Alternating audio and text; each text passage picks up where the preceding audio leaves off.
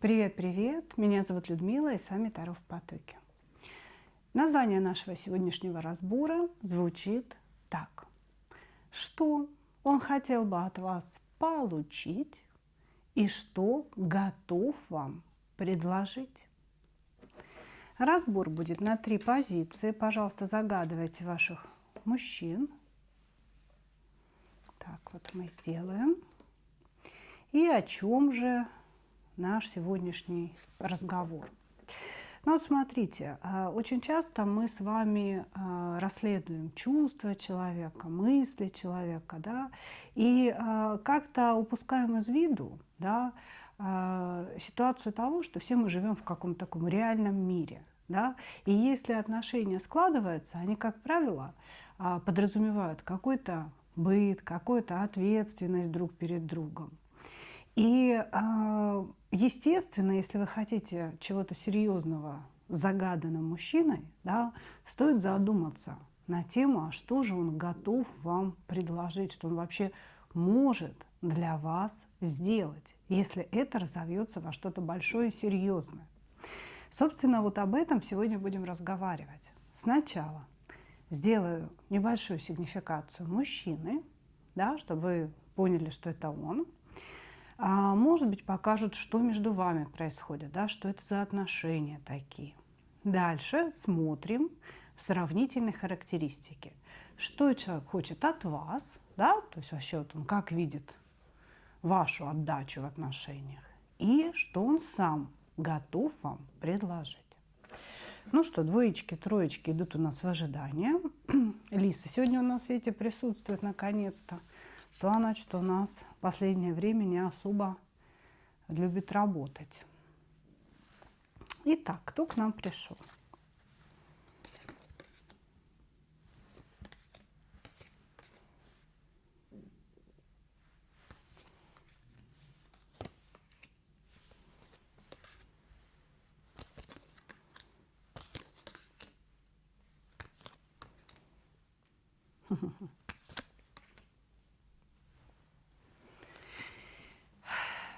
Знаете, есть такой тип людей. Ну, их можно причислить к скрытым нарциссам, возможно. Значит, когда мужчина изначально в отношениях становится под женщиной. Да, ну такая вот, знаете, маленькая собачка, которая смотрит на вас снизу вверх, которая постоянно говорит о том, что вы королева, вы уникальная, вообще все, собственно, при вас. И вы очень быстро привыкаете к вот этой роли царицы над ним, да, и сами не замечаете, как он опускает вас все ниже, ниже, ниже. И вот вы уже не царица, а в принципе царь и король и император здесь он. Вот, значит, перед нами вот именно такой мужчина. Мужчина, который начинает любые взаимоотношения с того, что становится под женщину. Он говорит: ты великая, ты красивая, ты умная. Я маленький, да, то есть вот у меня не так много денег, у меня не так много достижений есть. Ну, они как бы есть, ну, вот по сравнению с тобой это, конечно, вот прям совсем ничто. Вот. Он все время говорит комплименты вам, он все время при этом делает упор на чувства, на эмоции. Но вы никогда от него не можете добиться, а что будет дальше? Ну окей, мы вместе, да, я к тебе там переехала, или вообще, где мы будем жить, да, какой у нас будет бюджет. Этот человек, он как будто бы, знаете, то ли отмалчивает эти темы, вот знаете, вы ему задаете вопрос, а он, ну, как бы молчит и смотрит на вас. Или переводит эту тему на что-то другое, или как-то в шутку это все дело превращает. Но он не отвечает на этот вопрос прямо. Или он говорит: ну ничего, мы же вместе, значит, справимся, да, нас же двое, будем как партнеры вместе вкладываться, работать. Сначала это все как будто бы про любовь. И он такой весь влюбленный, причем он как будто бы, знаете, влюбляется очень быстро. Вот вы не успели оглянуться, только познакомились, а он уже о любви заговорил. И даже, может быть, о совместной жизни, о быте и так далее. И потом это все как-то начинает переворачиваться. То есть начинаются какие-то обесценивания, понимаете? То есть то мне не нравится платье, которое ты надела, то ты неправильно говоришь, замолчи, то ты зациклилась там на своей духовности. Постепенно, постепенно, по капле он перемещает вас местами. Да? То есть вы становитесь под него, а он как бы над вами. Вот если вы проанализируете ваши отношения и увидели то, о чем я сейчас говорю, да, то это точно ваш мужчина. Потому что здесь человек привык манипулировать. Манипулировать вашим чувством вины, чувством жалости и чувством собственного величия. То есть он в вас развивает ваш нарциссизм. Понимаете? Он как бы заставляет вас все больше и больше верить в ваше собственное величие, даже если оно ничем не подтверждается. Да? Вот достаточно типа его каких-то слов. Никто не видит, что ты великая, я тебе скажу, что ты великая. Ну и, конечно, девчонки, каждый человек, в принципе, на такие вещи может повестись.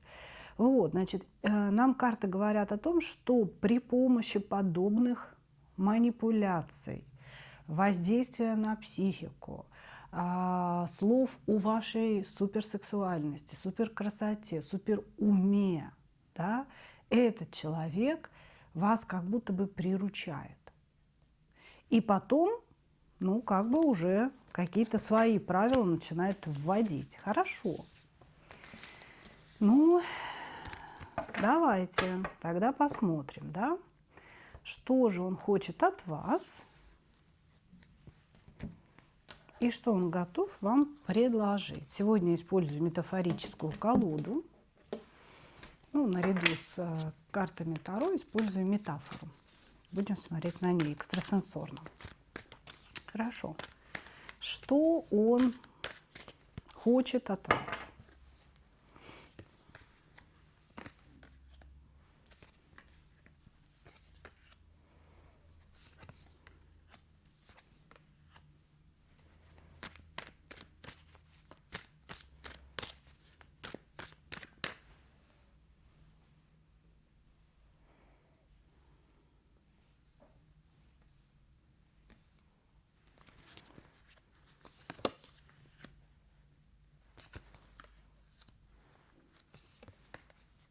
Угу. Так, и что он готов вам предложить?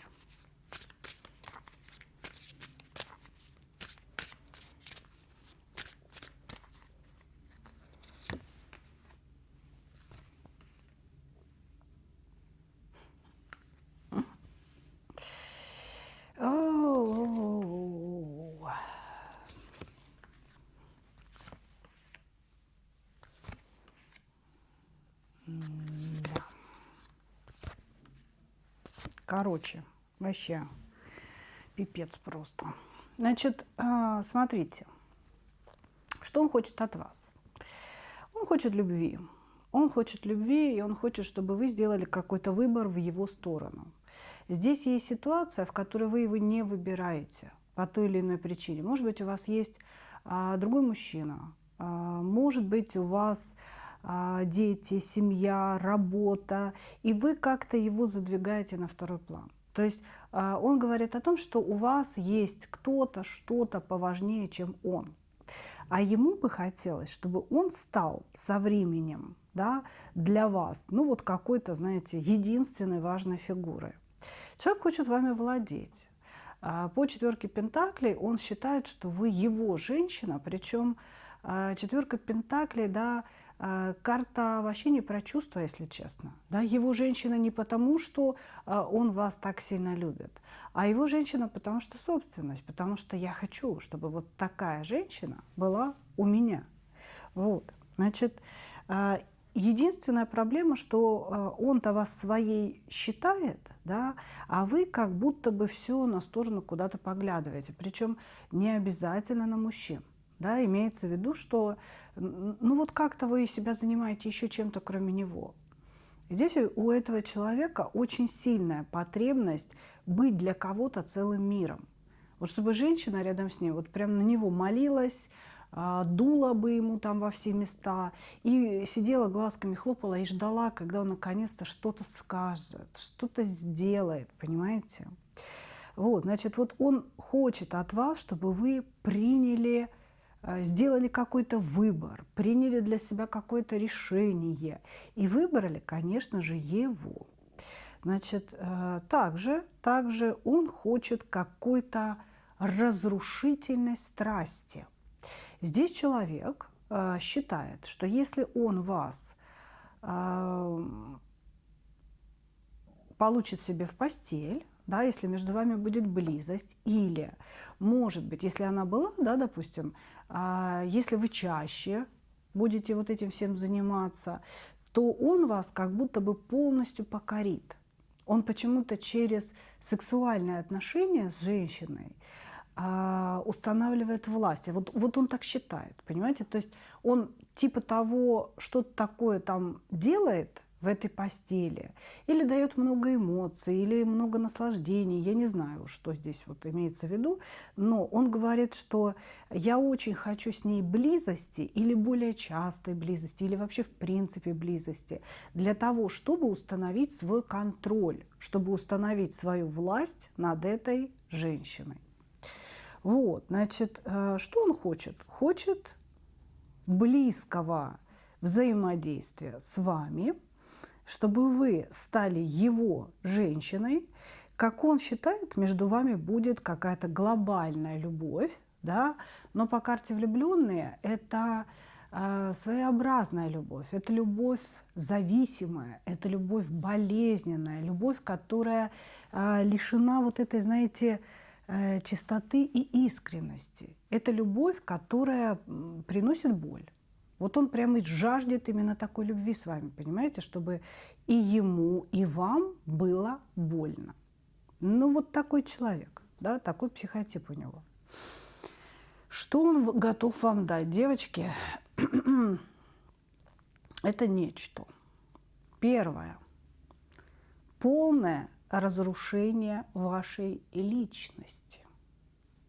Замечательно. Дальше. Бесконечное ожидание светлого будущего. Замечательно. Дальше он так же, как и со всеми другими женщинами в своей жизни, поменяется с вами ролями. Это значит, что он будет стоять над вами и будет все время вас газлайтить. И все время, ну то есть здесь человек, который хочет воткнуть вам нож там, в спину. Имеется в виду, конечно, не физическое воздействие, а психологическое. То есть вот сейчас я перед тобой ползаю, унижаюсь, уговариваю тебя, но когда ты будешь моей, вот тогда-то ты узнаешь, что такое моя власть, да, и мои желания. У человека здесь определенно есть какие-то такие садистические черты, вот, значит, и даже здесь объясняется почему, потому что он устал от этой жизни, он устал от того, что происходит в его жизни. И как будто бы, знаете, это его развлекает. Его развлекают игры с людьми, в частности, с женщинами, когда он сначала такой, потом такой, то в роли щеночка, то в роли «Властелина колец», понимаете? И ему нравится быть садистом, ему нравится получать над человеком власть определенную и разрушать этого человека. И я вам скажу так, что этот мужчина, скорее всего, имел много женщин в своей жизни, может быть, даже много браков, может быть, он был уже там 3 женат, 4, 5 раз женат. И вы все время думаете о том, да что ж такое, что не так, да, что не так. Вы должны понимать, 1 раз мужчина может развестись, и может быть виновата жена. Ну, 2 раза всякое может быть, да, но когда мужчина 3 раза женится и разводится, 4 раза женится и разводится, вы уж мне поверьте, дело в нем. Я бы уже даже со 2-го раза начала считывать, что с ним что-то не так. Вот, значит, человек готов вам предложить только боль, только разрушение И все это потому, что у него внутри глобальное чувство одиночества, глобальное чувство опустошенности. Ему вот эту пустоту нечем заполнить, что ли, понимаете? И вот он в процессе своей жизни, да, стал заполнять пустоту, ну вот какими-то такими историями, что ли, понимаете? То есть почему-то ему кажется, что он может жить только когда он имеет над кем-то власть и, ну, издевается, имеет возможность издеваться. Ну вот такая история.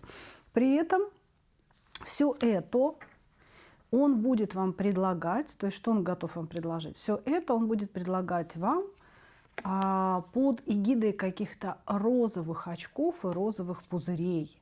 Да, то есть он будет говорить вам, это чистый газлайтинг, да, вот в психологии есть такой термин.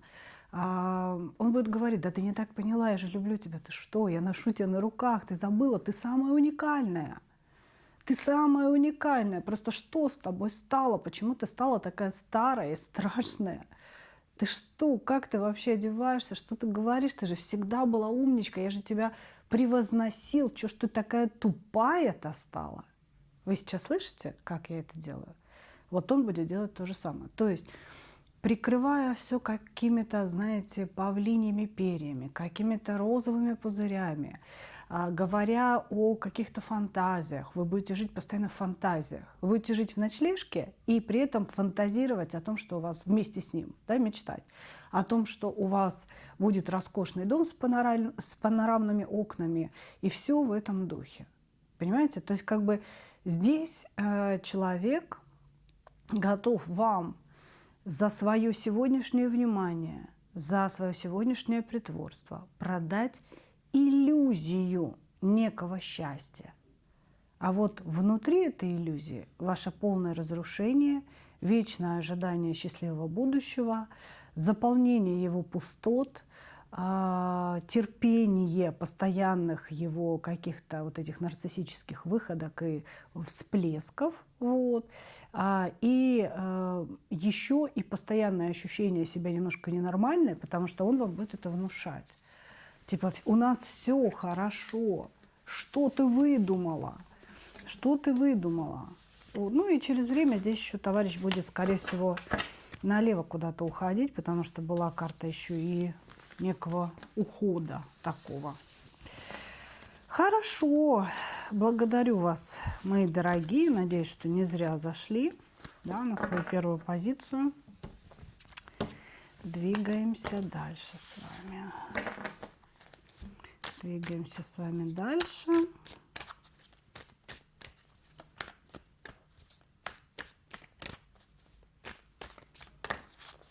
Двоечки.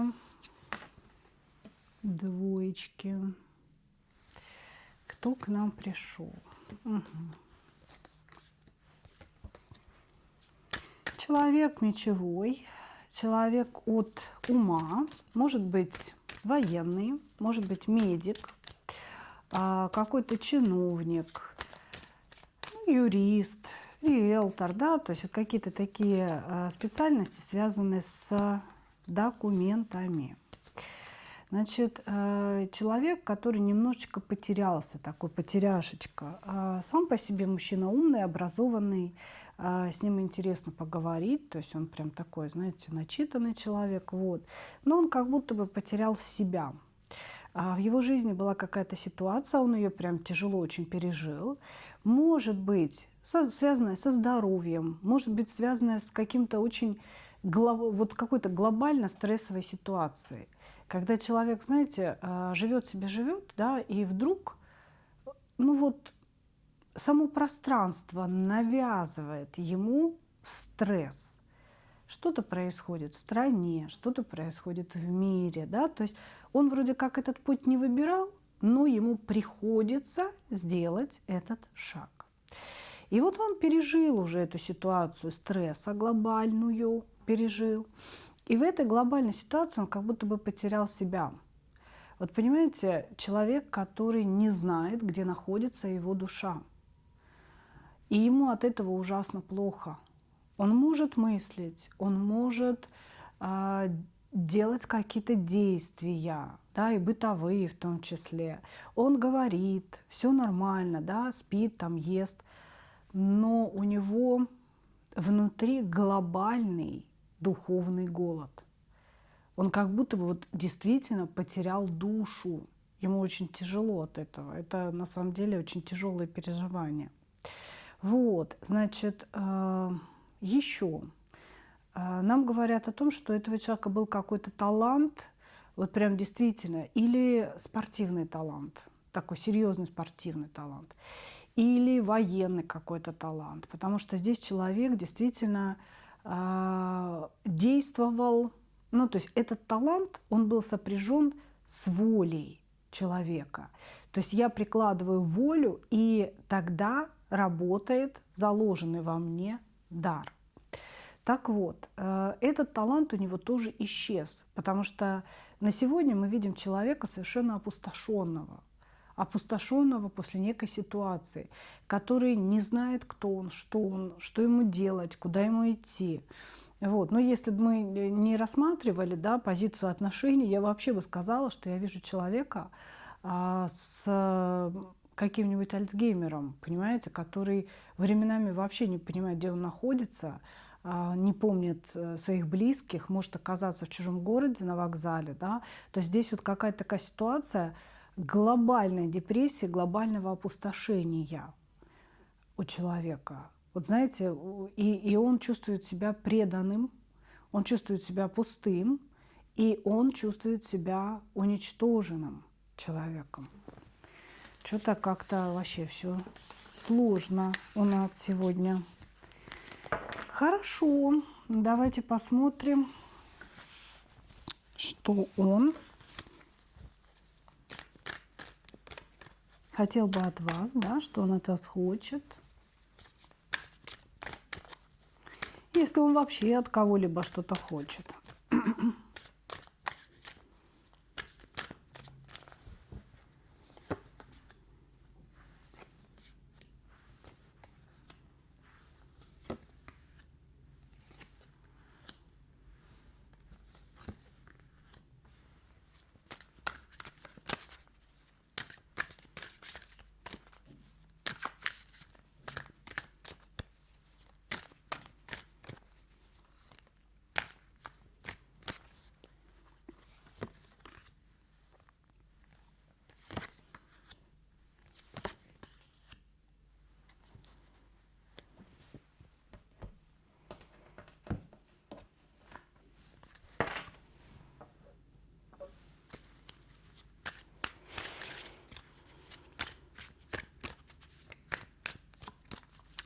Что он готов вам предложить?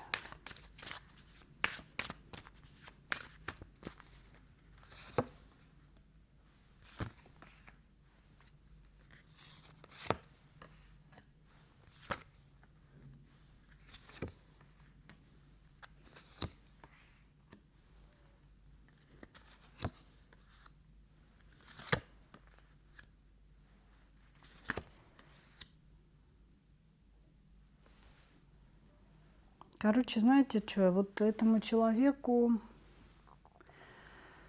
нужно отойти, ему нужно от чего-то отойти, понимаете? Он полностью погружен в какие-то свои переживания, в свое разочарование, в свое какое-то, знаете, я бы сказала, что у него здесь глобальное нежелание жить присутствует. Он говорит о том, что он не хочет ничего нового, он не хочет общаться, он не хочет каких-то новых поворотов судьбы. Вот знаете, жизнь человеку сейчас не мила. Поэтому здесь нельзя сказать, что он от вас что-то прям хочет, да, как я и сказала. Он не совсем хочет чего-то от вас. Он такой типа, ну, как бы, если мне придется напрягаться, да, для того, чтобы получить то, что я хочу, то я вообще ничего делать не буду. Вот это с этой позиции размышления.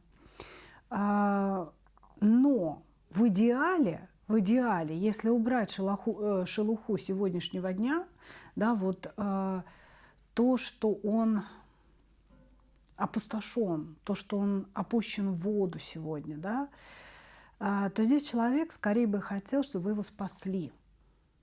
Потому что вы жезловая королева, вы энергичная, вы мощная, вы сильная, вы как будто бы, знаете, вот женщина плодородия. Везде, где вы пройдете, везде растут цветы, деревья и плоды.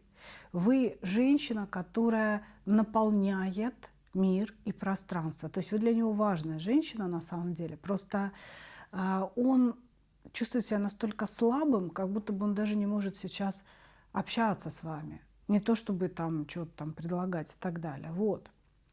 И по большому счету, вот что он хочет от вас, чтобы вы при помощи своей внутренней силы, своих человеческих способностей, своей воли помогли ему выбраться прежде всего из этого состояния.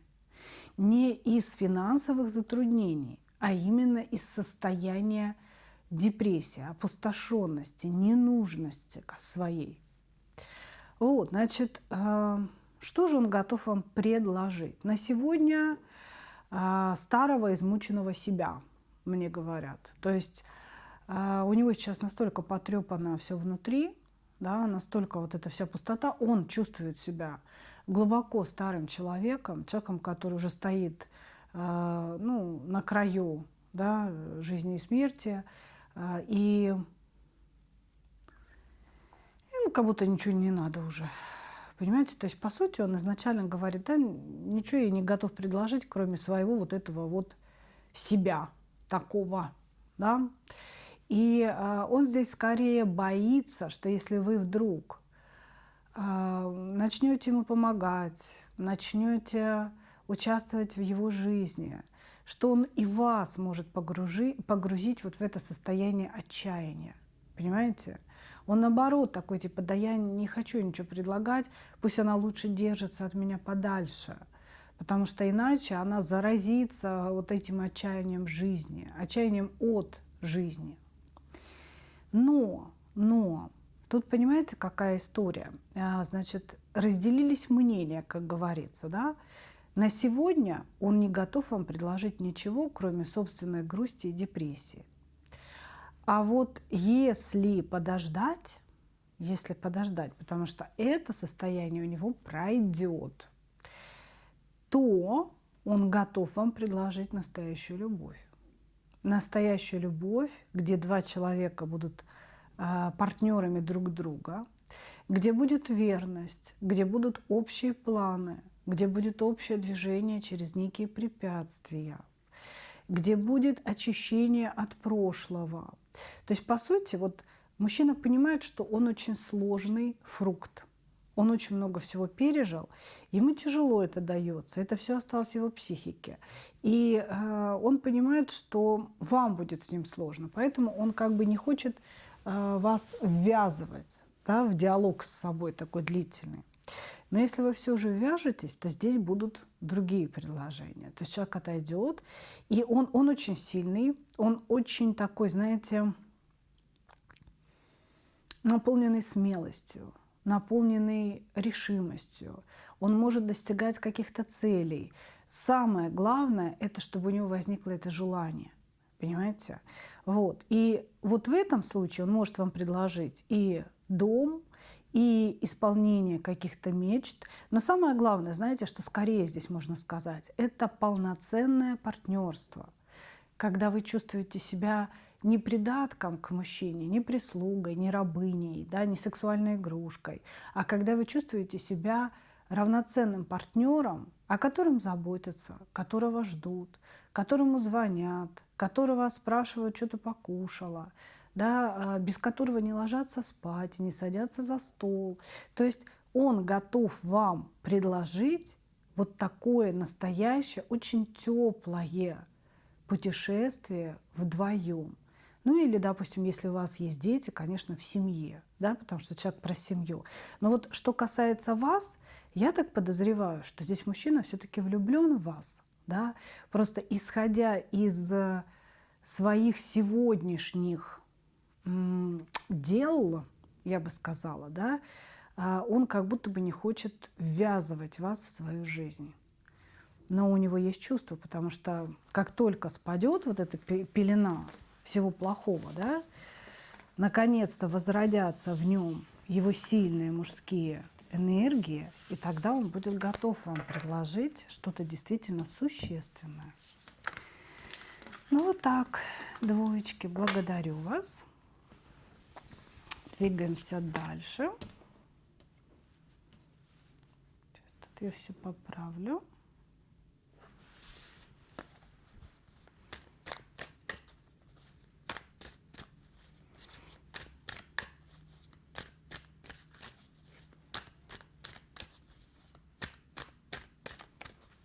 Троечки. Кто к нам пришел? Человек, который очень меркантильный мужчина.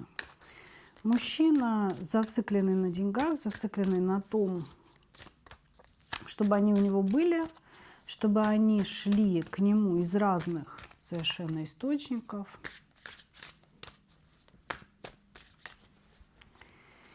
Деньги, деньги, только деньги интересуют этого человека. На втором месте стоит секс.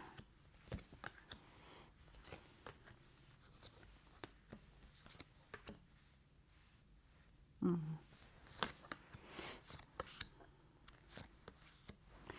Ну, на самом деле, нельзя сказать, что он здесь прям какой-то такой злобный пингвин, да.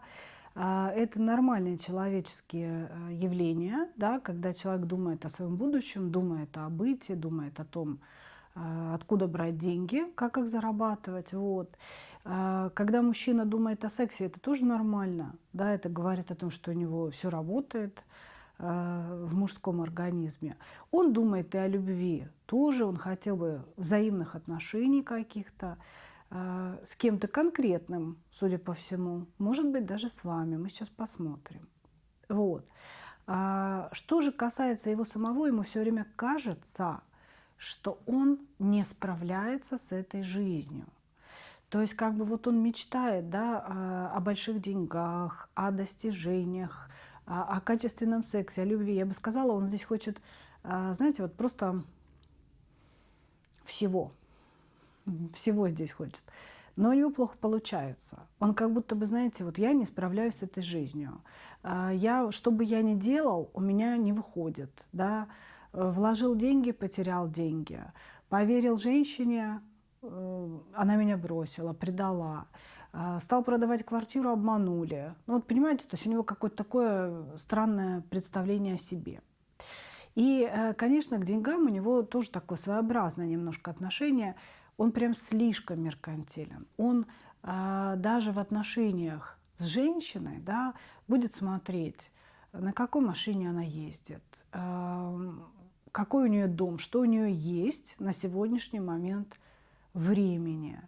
Он будет подсчитывать, сколько у нее детей и сколько они там едят, сколько на них уходит денег. Понимаете? То есть вот эта меркантильность, слово меркантильность, она проявляется вот в каких-то очень таких неприятных моментах. Понимаете? Все время какие-то подсчеты. Может быть, принеси мне чеки за продукты. Ну, вообще ужас, да, как бы, если женщине приходится все время отчитываться, что сколько она там потратила. Вот, значит, и мужчина, который очень склонен к скандалам, к таким, знаете, очень истеричным скандалам, хлопанью дверями, уходами ночевать к друзьям, соседям, маме. Вот, то есть ссоры с ним – это настоящая катастрофа.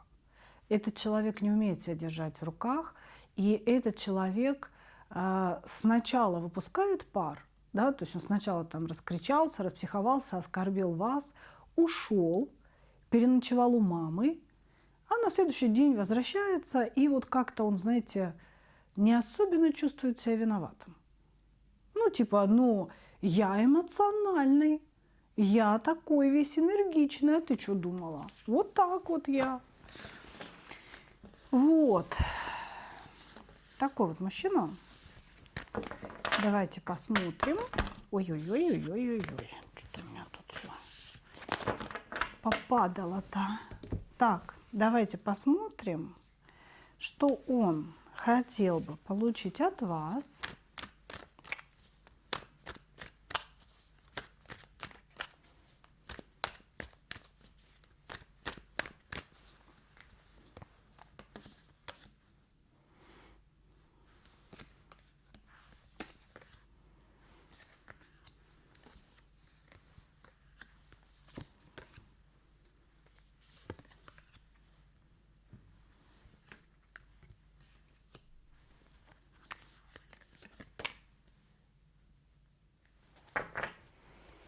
И что он сам готов вам предложить.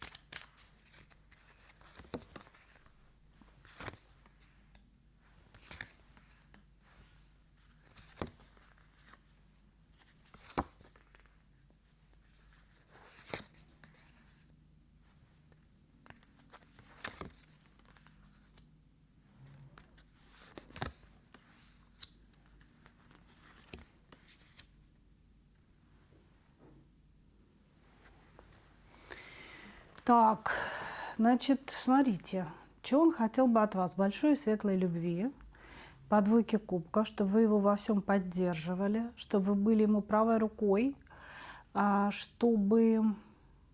Еще знаете, как интересно?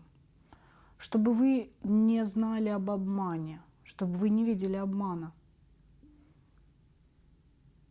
В чем обман? В деньгах? В том, что он не хочет работать. Короче, как-то так. Вот, то есть, с одной стороны, он хочет предложить, вернее как, он хотел бы от вас получить большую и светлую любовь, когда вы рука об руку, любите друг друга, бабочки в животе, шмонают туда-сюда, вы идете по берегу моря в какое-то прекрасное для вас обоих будущее. Вот. Он хотел бы, чтобы вы принимали его ухаживание, чтобы вы отвечали ему взаимностью. Здесь человек очень хочет взаимности. Значит, но он обманывает вас, потому что он говорит: я хочу, чтобы она не заметила обмана, чтобы она не видела обмана. А обман здесь в деньгах, не в какой-то другой женщине, а именно в деньгах. И в том, что он не хочет работать и не собирается работать. Меня всегда настораживают подобные мужчины. То есть он как бы, знаете, что имеет в виду? Может, он прикидывается больным, может быть, там хромым, косым, и говорит: подожди, сейчас я вот немножко отлежусь, ты меня пока пообеспечивай. Но это я образную картину рисую, да, будущего. Ты меня пока пообеспечивай, я вот пока здесь отлежусь, да, а потом я устроюсь на работу, я тебе все отдам, мы с тобой будем жить счастливо, я буду нас обеспечивать. И это вот это его поведение, да, и мысли являются обманом. Потому что, в принципе, человек работать не хочет и ищет всякие отговорки даже для самого себя, понимаете? То есть не то, чтобы он прям такой врун и лгун, и сам думает: сейчас я на ней сяду и поеду, да? Нет, он как будто бы сам себе врет. Он сам себе придумывает эти отговорки. Я сегодня не иду на работу, у меня ножка болит. Ой, а завтра хвостик заболел, а послезавтра что-то я перепил. Да? Что-то какое-то такое ощущение. То есть он очень хочет с вами большой и светлой любви, он очень хочет напиться какой-то вашей энергии. У вас прекрасная творческая энергия есть, вы умеете любить. Он хочет прям эту всю любовь из вас получить. Вот. И хочет, чтобы вы не заметили подвоха, да, не заметили его линии, соглашались с тем, что вот завтра он устроится, вот завтра он принесет денег, вот завтра что-то будет лучшее. Вот. а продолжаться будет все вот это вот, знаете, растяжимое сегодня. Что он готов вам предложить? Опять же, да, карта ожидания. Теперь две карты ожидания. Он готов вам предложить такое, я бы сказала, вечное ожидание благ, вечное ожидание того, что он заработает деньги, что он что-то для вас сделает, что он вот, ну, когда-то мы будем счастливы. Вот, значит, также, что он готов вам предложить, акцент на себя. Здесь выпали такие своеобразные карты, да, которые говорят о том, что он вам хочет предложить служение себе самому. То есть как-то так. Я готов тебе предложить стать моей слугой, работать на меня, кормить меня, обихаживать, делать меня счастливым. Это ли не счастье, дорогая? Понимаете? Вот, значит, здесь даже объясняется, почему. Ну, потому что парень здесь какая-то такая пустомеля, если честно. У него 1000 слов в минуту, и ни одно из них неправда. Куча фантазийных всяких вымыслов. Вот я там сейчас открою бизнес, вот мне уже позвонили, сейчас я устроюсь на работу, вот подожди, сейчас вот будет все хорошо, дай мне, пожалуйста, какую-то денежку, я сейчас вложу. И все это пустота. Пузырь, который может вот так вот лопнуть. Понимаете? То есть он здесь очень много говорит чего-то, что не является правдой. И все это что-то, оно как будто бы оттянуто во времени. Да? То есть он все время призывает вас ждать. Подожди завтра, завтра все будет, завтра. Это завтра никогда не наступает.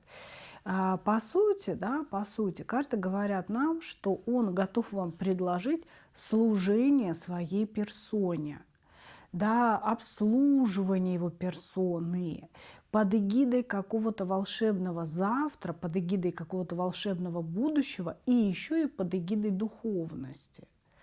То есть при этом всем он будет говорить вам, вот при том, что он сам здесь зациклен на деньгах, он будет говорить вам о вашей меркантильности, о том, что так нельзя. Нельзя свою жизнь строить на потребности в деньгах. Деньги – это не главное. Ты должна успокоиться, иди на работу, все нормально. Между нами любовь, эмоции – это выше денег. Понимаете? А вы идете на работу, думаете, так, какого хрена я-то на работу тогда иду? Да, наверное, тоже лягу рядом, и будут эмоции выше денег, особенно когда кушать захочется. Вот, то есть очень такое все своеобразное, очень своеобразное. Здесь, я так понимаю, вот эти метафорические карты, они, знаете, вытаскивают саму изнанку процесса. Она очень такая болезненная. Здесь очень ленивый человек, который не хочет работать, не хочет не развиваться, не кому-то подчиняться. Он хочет находиться в комфорте, да, за счет кого-то, судя по всему. И, по сути, готов вам предложить вот именно служение своей персоне. Ой ты, Господи! Девчонки, ну когда же уже кто-то будет нам служить? Ну вот скажите, когда уже мужчины не будут ждать, что мы будем служить им, да? А сами будут готовы служить нам. Ну, такой скромный такое пожелание у меня. Ну что, так вот получился у нас сегодня с вами разбор. Благодарю вас за ваше внимание. И, как обычно, хочу пожелать вам только одного – встретить свою настоящую любовь и не потерять в ней себя.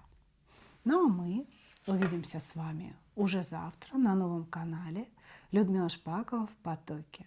Кто еще не знает, проходите по ссылочке под этим видео и обязательно подписывайтесь. Увидимся, пока-пока.